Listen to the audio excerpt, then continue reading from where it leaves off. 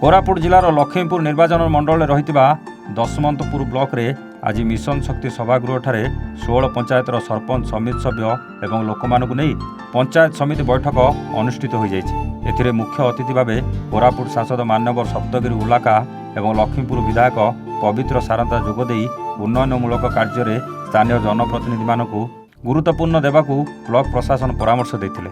कारण पंचायत सरपंच और समिति सभ्य माने निज निजर पंचायत प्रति गाँव और लोकमानकर विभिन्न समस्या सहित जड़ित रही था। एथिपाई स्थानीय ब्लॉकर समस्त विभाग अधिकारी माने ब्लॉक और पंचायतर निर्वाचित लोकप्रतिनिधि मानकू अग्राधिकार दे समस्यार समाधान करने सांसद और विधायक उपस्थापन कर 16 गोटी पंचायतर सरपंच और समिति सभ्य मानकू यथाशीघ्र पंचायत विकासमूलक कामर तालिका प्रस्तुत कर ब्लॉक कार्यालय देवाई अनुरोध करते। बैठकर मुख्य उद्देश्य है विभिन्न विभागर योजना पर जार जो विभागर समस्या गुड़िक रही यथाशीघ्र ब्लॉकर विकास निमंते प्रशासन को कार्यकारी करने चेतावनी देते। एथिरे स्थानीय बीडीओ मिलन कुमार झांकर और ब्लॉक अध्यक्षा पूर्णिमा जानी गुरुत्वपूर्ण सभापतित्व आयोजन करथिबा बेले सम्मानित अतिथि भाव ब्लॉक उपाध्यक्ष अरुण कुमार चेट्टी, ब्लॉकर वरिष्ठ नेता ब्लॉक एमपी प्रतिनिधि पंकज बाग, सभापति कैलाश खोसला, जिला परिषद सभ्य ललिता जानी और धनपति साउंता, अतिरिक्त तहसीलदार जग्गू पुजारी,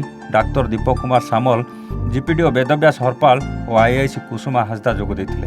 एथिसह समस्त विभाग अधिकारी ब्लॉक संपादक मोहन पात्र हियाल, ब्लॉक युव सभापति अशोक खोसला और विभिन्न पंचायतर सरपंच और समिति सभ्य माने उपस्थित थिले। ब्यूरो रिपोर्ट एवन ओडिशा।